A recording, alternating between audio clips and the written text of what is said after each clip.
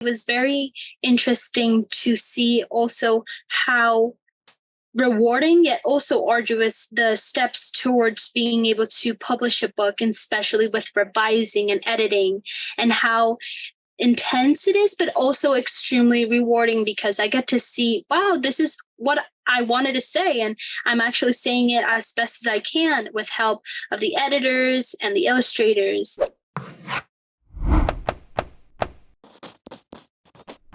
Hello, everyone. April Cox here, and I have a special guest with me, a young lady who is just 16 years old, Sofia Segarra-Orenstein.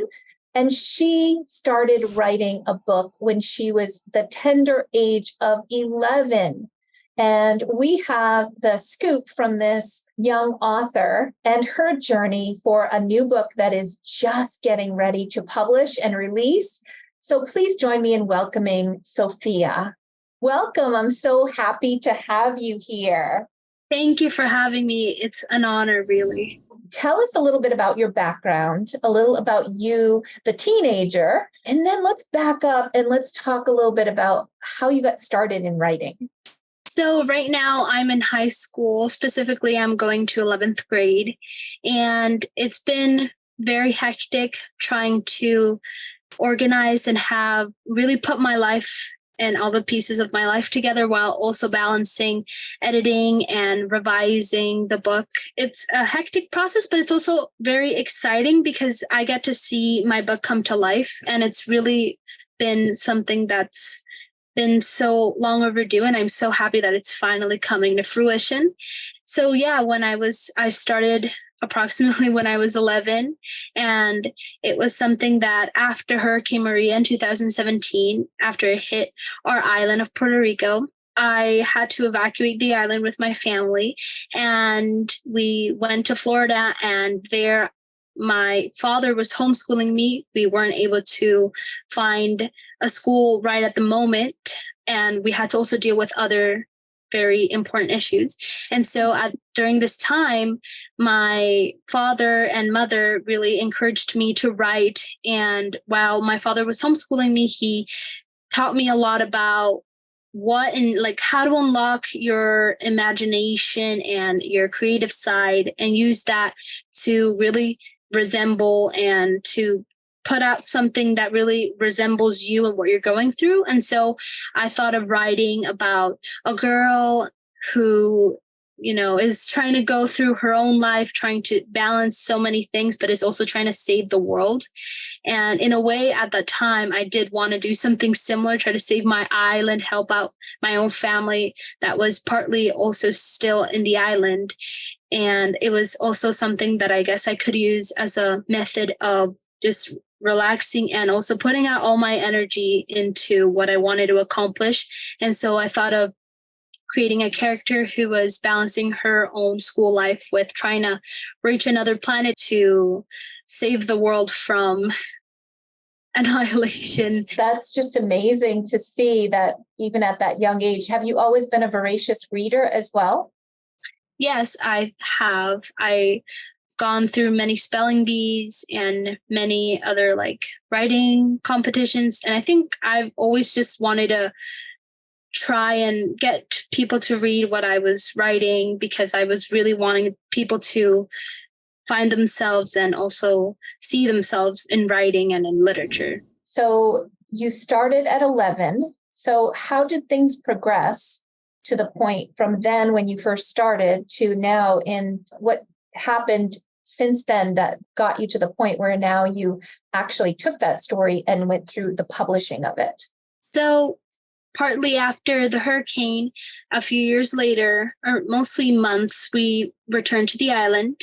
And after that, I was able to see all the things that were different now. And part of that really encouraged me to write about the impact the hurricane had and how the community all got together to help each other out.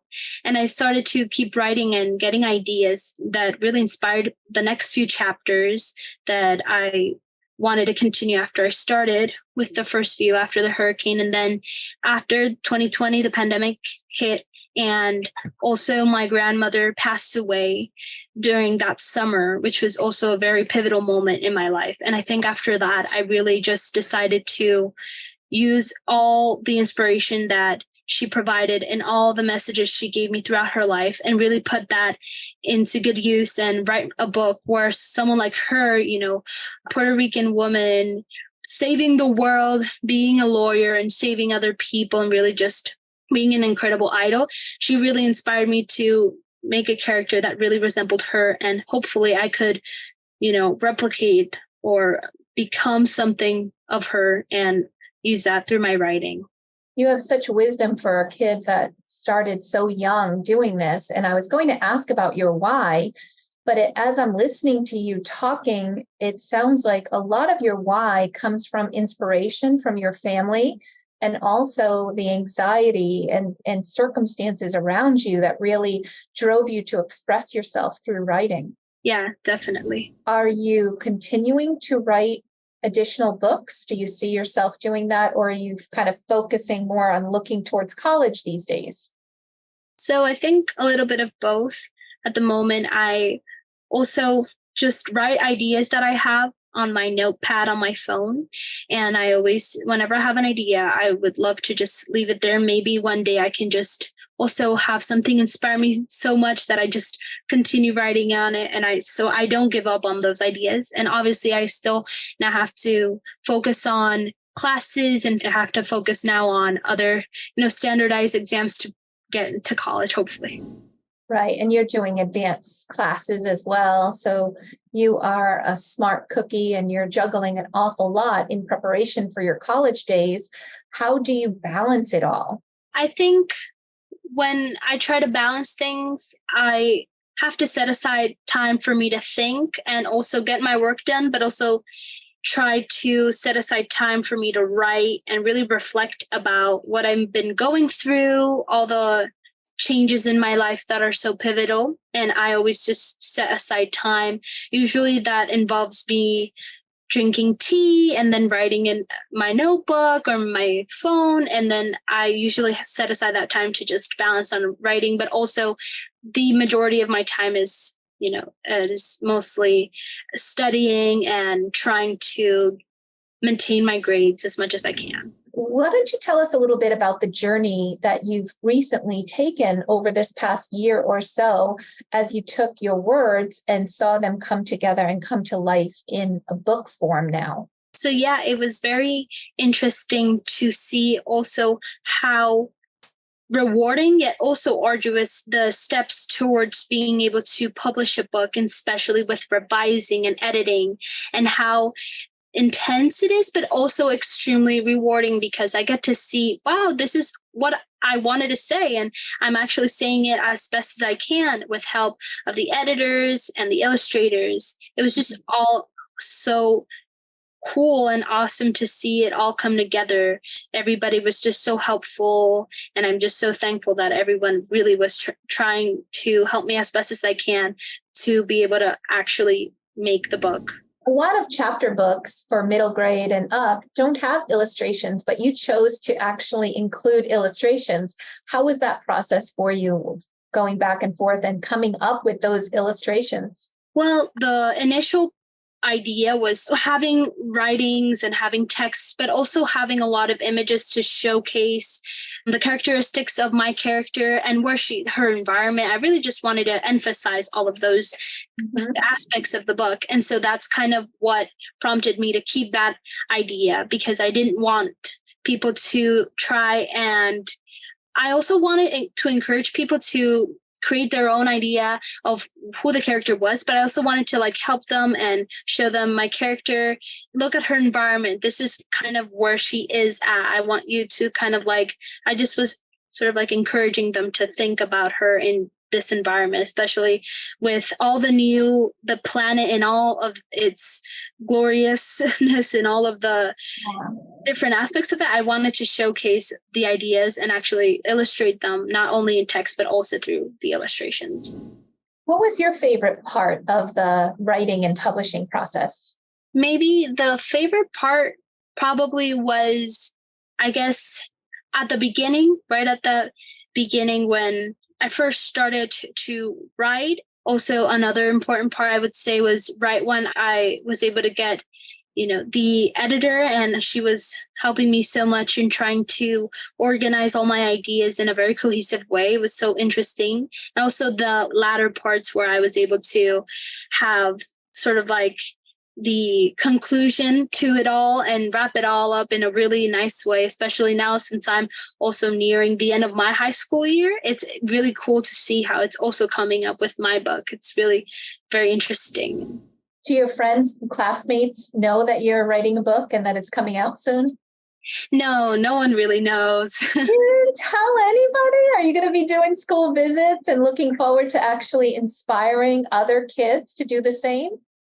Well, hopefully I would love to do school visits, especially in the elementary school. My school is divided in elementary and high school. So I would love to do an upper elementary reading and also expand it to other schools across the island. I'd love to do that. That sounds amazing. I know that you've worked a lot with your parents and they've been so supportive in helping to get this published for you. Can you talk a little bit about that process and mom and dad and their support, and how did that feel for you to have that level of people standing behind you and able to kind of work you through this process?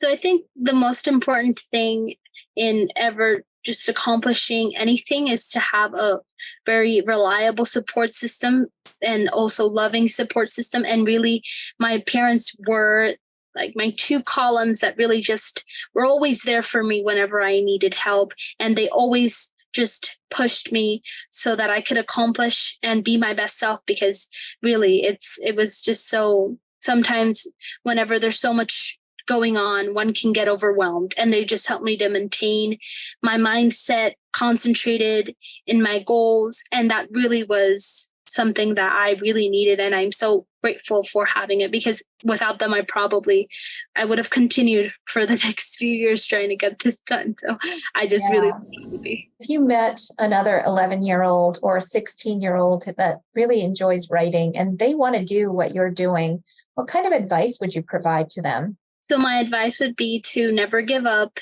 It might be a cliche, but it's very true, because you cannot ever just decide to stop doing it because you might feel overwhelmed. It's always important to continue no matter what, because in the end, it will always be worth it. And also try to find a support system and people who will guide you during it. There could be a teacher, a family member, a friend, a neighbor, anybody who could just help you to get to your goal. What did you find to be the most challenging during this journey? I think the most challenging was definitely balancing school, extracurricular activities, my outside life with friends, and also writing and getting the book all together and getting it accomplished, I think, and completed. I do think that was very overwhelming, but it was at the same time rewarding, because I knew what I wanted to do, and I wanted to get this book out there so that it could just encourage other kids as well to see themselves and find their voices. I really just wanted to do that. That was my goal, and I'm really happy that I'm accomplishing it. I agree. I think that you have been such an inspiration, and I think that's just beginning, your ability to inspire. So here's Marz Starchild. So tell me a little bit about the story. And by the way, congratulations. It's a #1 new release. And we are going to have your print copies coming together rather quickly here. But give us an overview for those who love to read, especially those in middle school or teachers maybe that are watching this and potentially would want to bring it into their classrooms. So my book's about Marz Starchild, a teen who is so involved and curious about the science world and about STEM. And she gets a glimpse and starts to listen to certain sounds and signals that prompt her to embark on a journey towards being able to investigate the source of the sounds. And alongside her friends, she's able to unlock all the mysterious aspects of the adventure, and she goes with them on an adventure across the universe to be able to not only find the mysterious signals and the mystery of it all, but she's also trying to find her voice and find herself as a teen in a big world, in a large society. That's mostly the book in a nutshell. What you've done here and what you've accomplished, only roughly 1 to 3% of the people in the world who start writing books ever finish it and get it published, Sofia. So you have made just an incredible accomplishment, and I'm so very proud of you. Thank you so much. And thank you for everything as well. You've been so essential, and I'm so thankful for everything you've done for me. Well, thank you. And will you maybe come back after things start moving forward? We would love to have you back and see how the book is doing. And perhaps when it's ready to do like the book launch, we can be a part of your launch team and help you to move that forward. Definitely. If you'll have me, I'll come. All right. That's awesome. So thank you so much. And at this point, I would love to chat with Mom and talk a little bit about some of what it takes to actually nourish a child's creativity. So do we have Mom? Of course, she's right there. So nice to have you. And, you are such an inspiration for all of the support that you've provided to Sofia. So tell us more about what was it like to have this very creative child, and all that you did to kind of encourage her through this journey just really amazes me. So like Sofia was saying, we were voracious readers in and of itself. Since even in utero, we would read out loud, and we bought all these children's books. And even though she couldn't, when she was born and she couldn't, read or write, we would still always read to her from very, very young age. There's always going to be money for books. That's our firm belief. And Sofia, since she was a kid, would do poetry and short stories, and we would encourage that. And like she said, once Maria happened and we did evacuate the island for a few months, and my husband, her father, Jose, would do the homeschooling. One of the things Sofia kept saying, Daddy, I don't see in books somebody like me. And he said, you know what, then write about someone like you with your interests, right? With your background, with your love of science. And she did. And then once we returned on the island, she continued to touch it on and off. But then school, the school happens and she was involved in all that. Then the pandemic hit at the same time my mom was diagnosed. Her grandmother was diagnosed with breast cancer. And she and Sophie were always connected. I mean, she was my mother's only granddaughter. And since she was born, they would hang out together, really. So once she was diagnosed, Sophie even would go with her to the chemo sessions. Then right when the pandemic happened around June of 2020, I know the pandemic was March, but in June, Mom passes away. And for Sophia, her grief, her way of managing that pain was to continue finishing the book. So she revised and added a lot more chapters to it. And that was a healing process for her. How to integrate the stories of Grandma into the book itself, but also Sophie's own growth and development in that book. And she was able to do that. And when we read it, Jose and I were like, wow, we got to do something with this, because we thought it was a really great story. And that's when we became in touch with you, and which was invaluable. I took the class to help Sofia. All right, let's find an editor. And you suggested a wonderful editor, Joanne Skye, who was very kind and really held Sophia's hand throughout the process, because Sofia had tons of ideas, but she helped to focus the story, streamline it, put the essential components, and yet develop other ideas further so that there were links between each chapter. And she did it in a very delicate way, in a way that a teenager would understand. And that did take time, because like you said, and she was in AP classes. She's in volleyball. She didn't say that. She's also the editor of her school newspaper. So she's involved in a lot of things and is a very, very committed student. So all this was going while at the same time getting editors. And we used Vivithan Praise through you as well. And what's funny is I remember the first illustration, which is of Marz, her main character. And when we received it, we showed Sofia. And Sophia's eyes just lit up like, oh my gosh, it came alive, right? That character that you had in black and white and letters, all of a sudden you see her with the hair and the curly hair, and they got the two berets on it. It was literally what the illustrator saw, it read in that chapter came alive. And that was a ton of fun. Yes. And so it sounds like you really enjoyed this process as well. We did. We had to we encouraged her. We supported. We stepped back when we needed to, when she was overwhelmed with finals and all these things. Then we said, Sophie, let's get back to it. Let's try to finish it. And then she'd get into it. Then we would back off a little bit, back and forth. And you got to be patient with people's dreams coming through. Work with their time schedule, but also work with the illustrator, with the editor, making sure it all keeps moving forward. So she's the creative spirit behind all this. She's the writer. She's the one who moves it. And then it's like we're the chauffeurs, really, making sure it continues forward down the road. If there were another parent out there that's watching this who has a creative kid, what kind of advice do you have for parents? Encourage them to not give up. Focus on developing your story. Focus on developing your characters. Even if it may not make total sense to you, it makes sense to them, right? And it's important to get those creative juices flowing. One, it develops their mind. It expands their vocabulary, their analytical tools as well. And it gives them the opportunity to, maybe if they're a shy person, come out through the book. Maybe things that they're not going to be doing. Maybe they're not as social, but they're more of an introvert, but then the book makes them come alive. So you just got to encourage them. Every idea is a good idea. Let's develop them and make them work. You and Jose have done an amazing job, and I am so excited for the launch of this book. Do you have any details you want to share for those that are watching? How can they support Sofia and support your efforts in making this book be successful?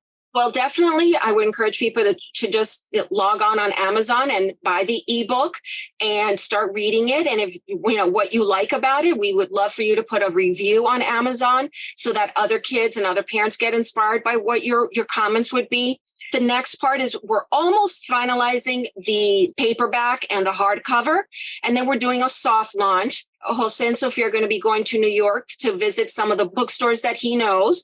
And we are going to be doing the same here with schools in Puerto Rico. Once that's uploaded, we're going to announce it again. So it's going to be a launch in different phases for people to get motivated. And then she'll go to the English-speaking schools here on the island. And she's also working on the Spanish translation of the book. That's coming forward in a few months, hopefully. Well, I just want to say thank you for letting me be a part of this journey. It has been just so rewarding for me to follow what Sofia's been doing, what you and Jose have done as her parents supporting this. And my team has really enjoyed helping you to do this. And we're here to join your launch team to help make this a success, and can't wait to share it with the rest of the world. Thank you. And thank you and your team, because it's because of your link that this is becoming a reality. We didn't know what else as parents. What do we do? How do we get something published? What are the pieces? How do you get an ISBN number? We had no clue, but you and your class make it so easily. It's like you're building it slowly through the classes until it comes together, very clear, very logical. And I think other parents should as well join the courses that you offer, because you make your kids' dreams come true. Absolutely. And there's just nothing like that, being able to help your child grow. And I think the other thing that really struck me when we were talking is that she channeled anxiety and emotions and things into this creative outlet. And so many kids have had mental illness and issues because of all of the types of things that she has gone through, where she was able to channel that in a very positive way. And I think that's what kids need more today, whether it's writing or illustrating or, doing some sort of positive outlet. And this is an awesome opportunity to allow them to become the best that they can be and really encourage and help them grow. For those that are following Sofia and are watching this episode here, I will put a link below. During this kind of pre-launch period of the print books, she has the ebook on sale for 99 cents, and that is going to be not for much longer, because once those print books are out, that price is going to go up to regular. So if you want to support Sofia and help Amazon see how amazing this book is and this author is, then go on and grab that ebook.